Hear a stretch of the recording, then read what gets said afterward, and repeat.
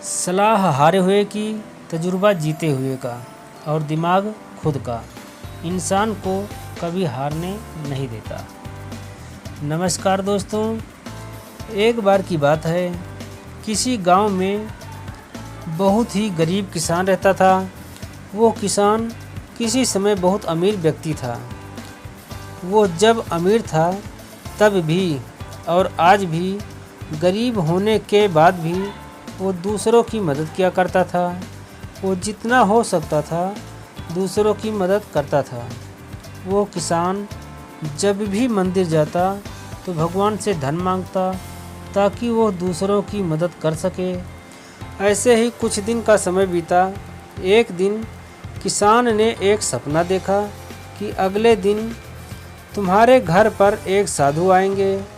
जब वो तुम्हारे घर आएं तो उनके घर के अंदर आते ही उनके सर के पीछे डंडे से स्पर्श करना।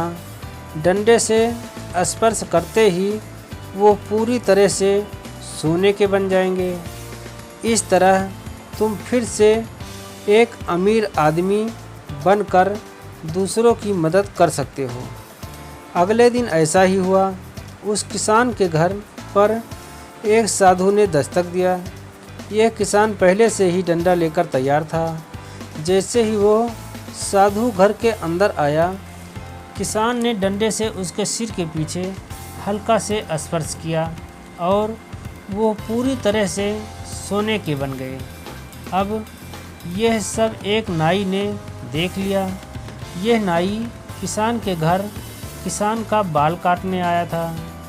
उस नाई ने सोचा, अगर किसी साधु को डंडा से मारने पर सोने का बदलता है तो मैं इस तरीके से बहुत ही अमीर बन सकता हूँ। मुझे भी साधुओं को डंडे से मारकर अमीर बनना है। उस किसान ने तो बस एक ही साधु को डंडा से मारा। मैं एक से ज़्यादा साधु को डंडे से मारकर उससे भी ज़्यादा पैसा वाला बन जाऊंगा। ये सोचकर नाई ने कुछ साधु को अपने घर भोजन और दान के लिए बुलाया।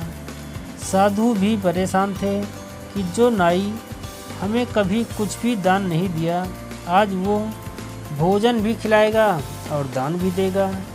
वैसे भी वो सभी साधु नाई के बताए समय पर नाई के घर पहुंच गए। नाई ने अपनी सारी तैयारी कर लिया था। जैसे ही साधु नाई के घर के अंदर गए, नाई ने अपने घर का दरवाज़ा बंद कर दिया। उसके बाद नाई साधुओं को डंडे से मारने लगा, लेकिन कोई भी साधु सोने का ना बना। साधु नाई के इस तरह से मारने का कारण समझ नहीं पा रहे थे। कुछ समय मार खाने के बाद सभी साधुओं को गुस्सा आ गया।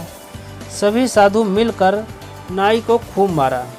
नाई को मारने के बाद वो नाई के घर से बाहर आ गए। हमें किसी की नकल नहीं करना चाहिए। दोस्तों, आज की कहानी यहीं पर समाप्त होती है। अगली कहानी लेकर बहुत जल्द आपसे मुलाकात होगी। तब तक के लिए नमस्कार, जय हिंद, वंदे मातरम।